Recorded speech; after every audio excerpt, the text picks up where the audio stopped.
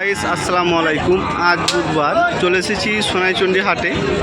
দেখতে পাচ্ছেন এই হাটটি হলো চাঁপাইনবাবগঞ্জ জেলা নাচল থানায় অবস্থিত। দেখতে পাচ্ছেন এগুলো সব সাইহল বকনা গরু।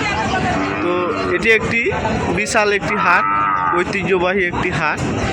এই হাটে বকনা গাই সব ধরনের গরু মোষ সব কিছুই নামে, প্রচুর পরিমাণে আমদানি হয়।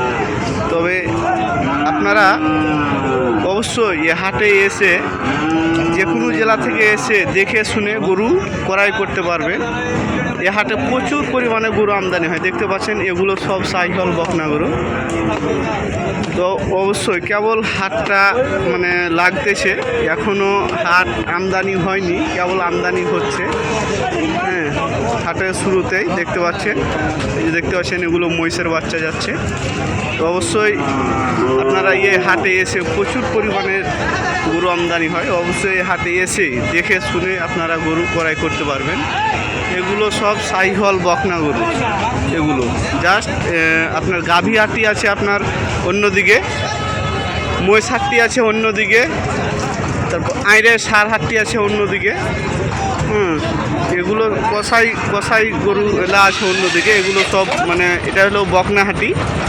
দেখতে পাচ্ছেন এটা সব বকনা হাটি, কেবল আমদানি হচ্ছে আর কি। হাট প্রায় ধরেন 3টা থেকে হয়তো লেগে যাবে।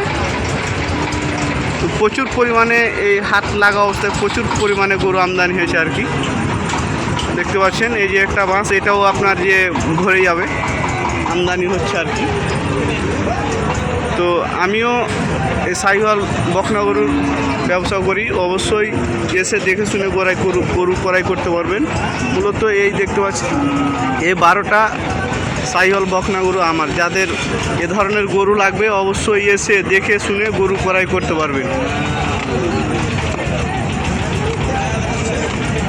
দেখতে পাচ্ছেন যে এই 12টি গরু হচ্ছে আমার। অবশ্যই এসে দেখে শুনে ক্রয় করতে পারবেন।